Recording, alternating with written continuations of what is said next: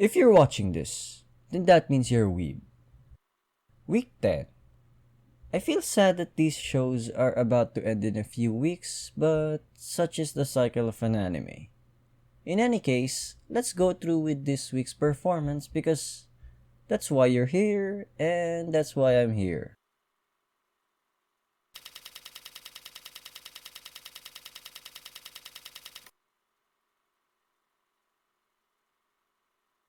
First off, while Ochi became added motivation for Fukuho, I still think his absence has done plenty of damage already.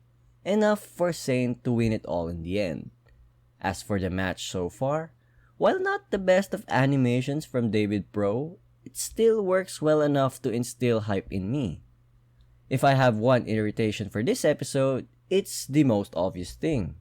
Kurobo's mentality going to all sorts of places. Like seriously, I'm not suggesting that he should have an invincible mental fortitude at this point of the series, but you have to feel disappointed that he still has these moments of vulnerability. I don't think the match will end next episode like how Harakana Receive had the final episode as an aftermath episode, and their match with Fukuho will definitely go down the wire at the very last moment.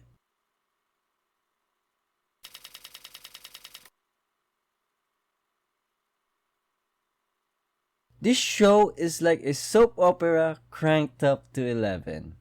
It's crazy how this show is so weird, and yet I find myself enjoying every bit, no pun intended, of this episode. I won't go into detail what happened here. Everyone who's seen it knows it's a whack and it's enjoyable, but what I'll say is this. Rekka versus Luto is nigh and we're all rooting for Luto to win. For obvious reasons.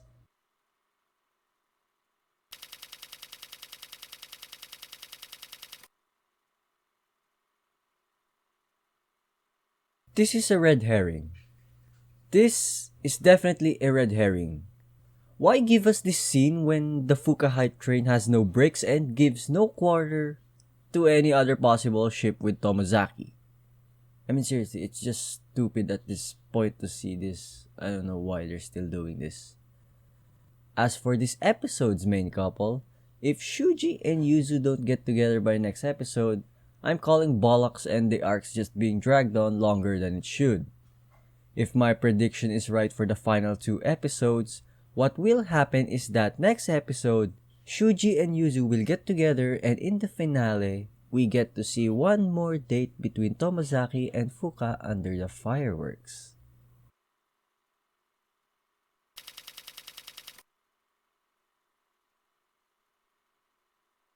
Just this once, I agree with Hiro. What the frick were they talking about in the last scene? I mean, I still haven't pieced every detail regarding Kaworu's past, but surely, what happened back then led to that giant metal sphere existing in the first place.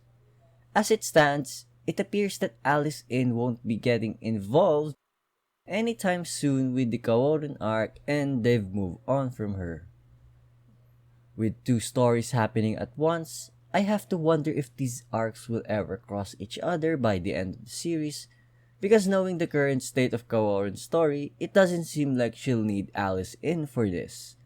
Unless she calls backup for it, that is. But if that were to happen, something so much more terrible than this must happen to justify it without making look like an asshole of a save.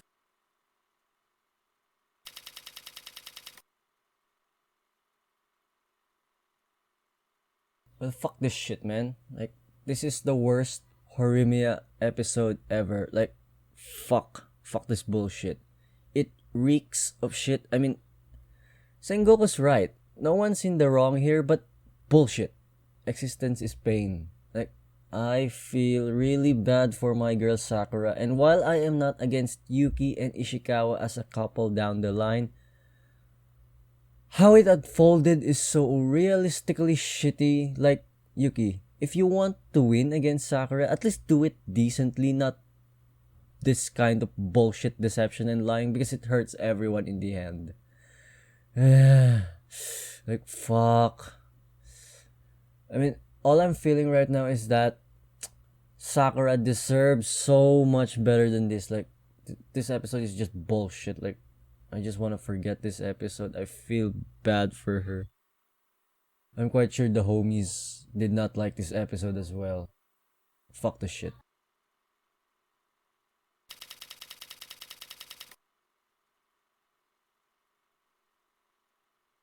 Okay.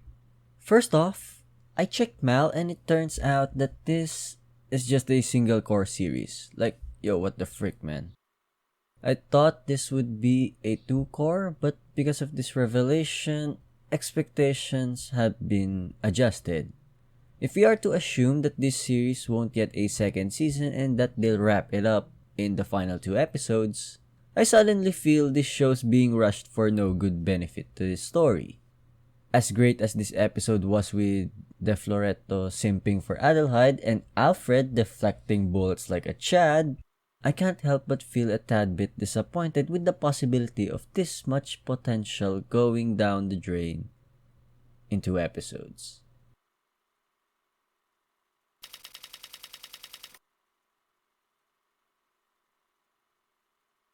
Choreography aside, as worthy as Trinitail's song was to be added soon in my anime playlist, Sunny Piece's new song just hit the ball out of the park. It's catchy, it's bubbly, and it is a really good feel-good song. It was already telegraphed or rigged, depending on who you're rooting for, from the start on who will win. But the question to be asked is this: did Sunny Piece deserve the win? For me, I think they have, and beautifully so. The problem with Trinitail is simple. They're too fixated on beating others. Not that beating others is a bad goal, but if your motivation to perform is inhibiting your true potential, then you're still a long way away from reaching the top. Even Trinitail's manager said it best. People need idols who have a narrative, not just talent. If there's any consolation for Trinitail, at least the burden of an unbeaten record is gone now, and the special ED they sang is just as worthy of a playlist addition, and I'll be definitely adding their songs quite soon.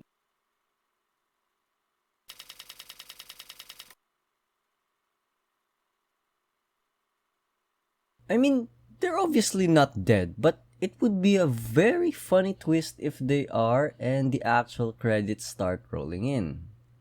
In other news, for a character, Akira's brother is rather boring. His cold demeanor, while it will surely get some more characterization by next episode, I simply don't see how they can turn him back to a decent character without butchering the writing. I mean, you can redeem him, but realistically, it would take a long while to transition the change very smoothly. And such time does not exist in this show's budget. So whatever happens next episode, one thing's for sure. For an antagonist, Akira's brother is on the weak side, writing-wise.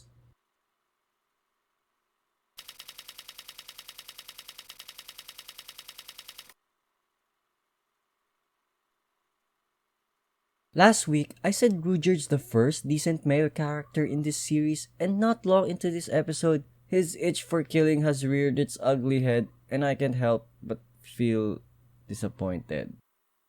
Like, come on, Rudyard. We're doing this redemption arc. Don't screw this up. Come on, let's do it for the homies. And Eris. The devotion of our best girl knows no bounds, and I can see the appeal why some would choose her over Roxy or Sylphie. Then again, Rockery, best mother-in-law, I have permission from Kakyuin to engage.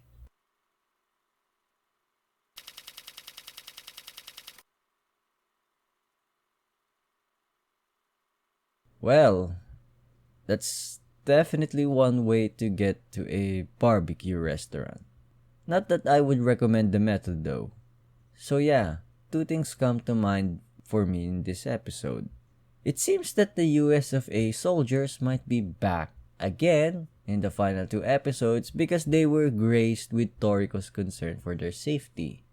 I hope that if we do go back and save those freedom fighters, the arc would be more exciting than the first time we met them. As for the other thing to note, Uruma Satsuki. She's obviously knocking on their door, and if I'm going to make a prediction, they'll either most likely resolve her issue in the finale or leave it hanging for a potential second season, which I would prefer, by the way, and that's assuming we're actually getting a second season.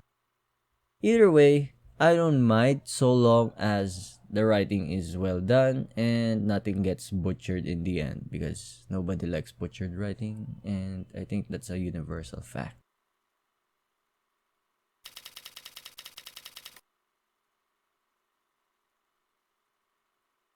Kayaru cross-dressing. Yep, I'm not surprised.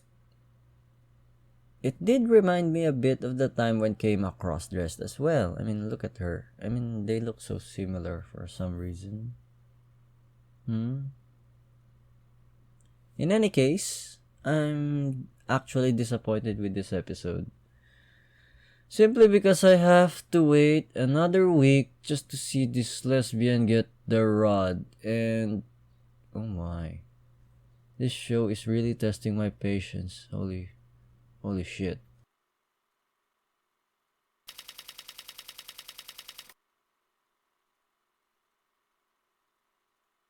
Okay, recap episode. Not much to say, honestly.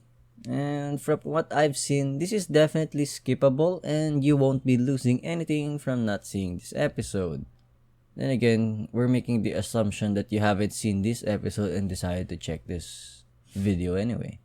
But yeah, before I end my part here, given that we got this recap episode, I really do hope that the time it bought will be worth it for the final few episodes we have left, because otherwise then there won't be any justification for this episode, honestly.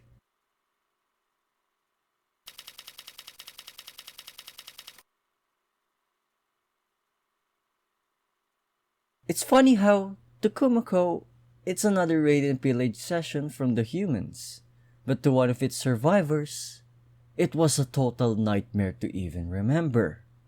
This episode alone puts into perspective how ridiculously overpowered Kumako has become.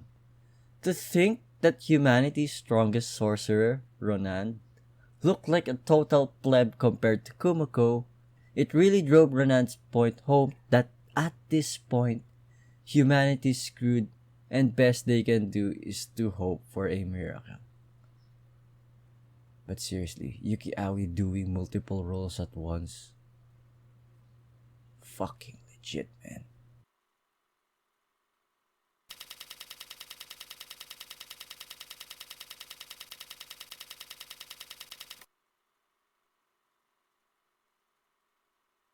On one hand, everyone's depressed due to the power gap that we've witnessed between the cast and this village. On the other hand, Best Girl Riho is in prime position to win the war, and while Philo got points as well, the ranking differences are too great that Philo unironically formed a coalition against Best Girl Riho. I can't blame them though. You know who Best Girl is if everyone has to gang up just to beat her. Then again, this might be a giant red herring, which is intended to crush my hopes for Riho and Lloyd in the future. No, I don't want to see that happen, but shit. But regardless of who Lloyd chooses in the end, I'm not really particular with it. But the best ending would definitely be a harem ending. I mean, Lloyd, you gotta ask Rudy soon for advice. Don't miss out on getting all of them in one fell swoop.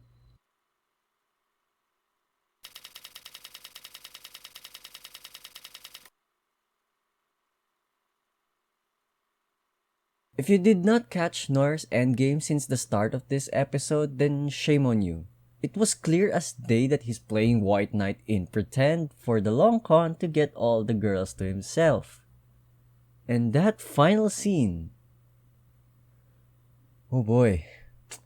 My degenerate protagonist just can't stop winning. Like, holy shit, man. Like, he's living the life. Big brain play.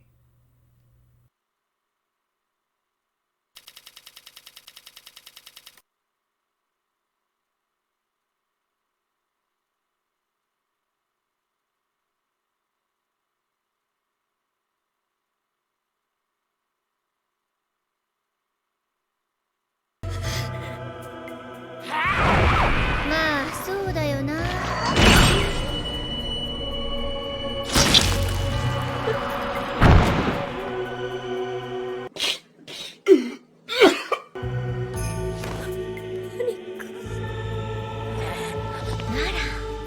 こいつで目をつぶってやるか。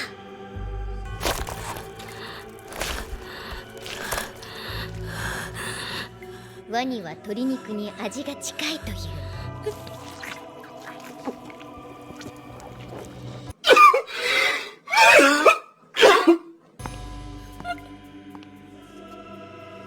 お前も食え。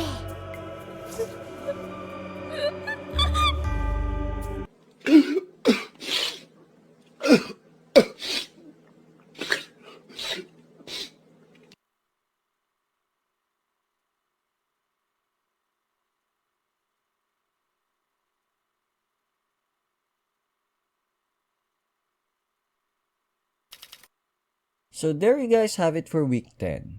I hope you guys have enjoyed the video and leave a comment down below if you have something to share or if you have any questions. I hope you have a good time wherever you are, stay safe, and see you guys next time.